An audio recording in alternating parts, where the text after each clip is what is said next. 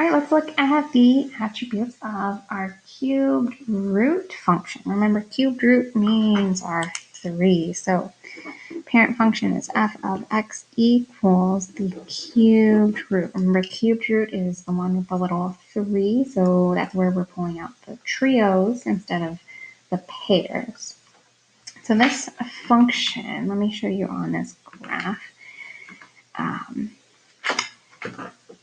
is going to look a little bit different than what we've seen so far. Menu 3.1, we are doing the cubed root. So that's what our parent function looks like. So I'm going to go ahead and graph that here just so I have that. Here are your points that I just got out of the calculator.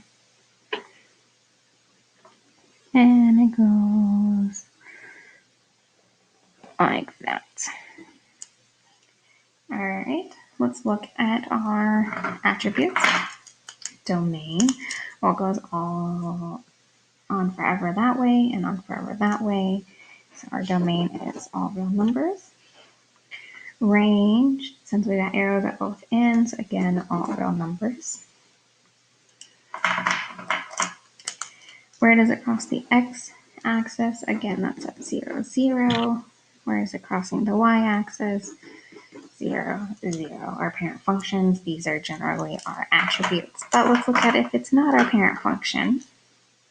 So again, you want to plug this into your calculator to get what the graph looks like.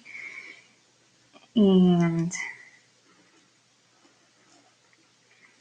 where it's crossing your axes. So this is what this one looks like. So let's find our attributes, domain and range. Again, arrows both sides. So domain is all real numbers. Range, arrows at both sides. So all real numbers. X-intercept, where is it crossing this x-axis? It doesn't look like it is.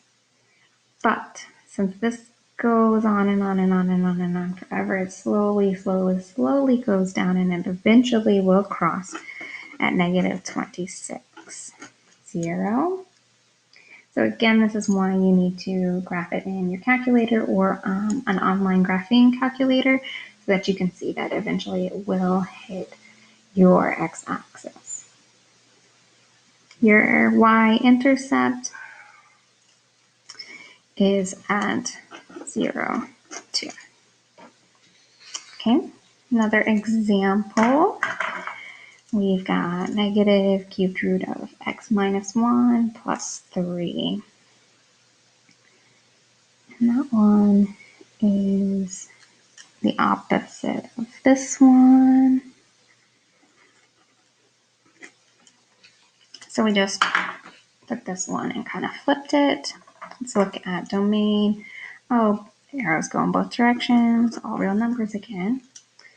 Range, again, arrows both sides, so all real numbers. X-intercept, if I graph this in my graphing calculator or online graphing calculator, I will find that it's going to eventually cross at 28, 0. And our y-intercept is again at 0, 2. So it looks like some trends with our cubed root, domain, and range are all real numbers.